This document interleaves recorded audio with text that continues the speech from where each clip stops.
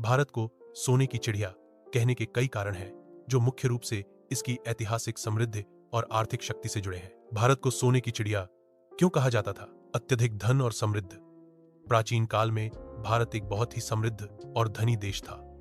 यहाँ धन, हीरे, जवाहरात, सोना, चांदी और अन्य कीमती चीजों की कोई कमी नहीं थी। इस अपार संपत्ति के कारण विदेशी आक्रमणकारी और व्यापारी भारत की ओर आकर्षित होते थे।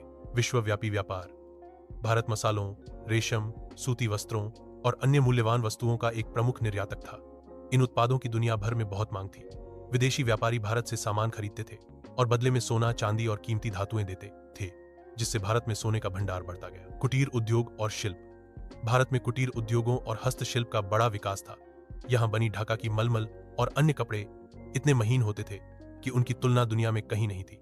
इन उत्पादों ने भारत को एक मजबूत आर्थिक स्थिति प्रदान की। कृषि में समृद्ध।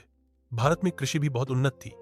यहाँ की उपजाऊ जमीन और अच्छी जलवायु के कारण विभिन्न प्रकार की फसलें उगाई जाती थीं, जिससे देश की आर्थिक स्थिति मजबूत होती थी। भारत कब सोने की चिड़िया था? भारत को सोने की चिड़िया मुख्य रूप से प्राचीन और मध्यकालीन काल में कहा जाता था।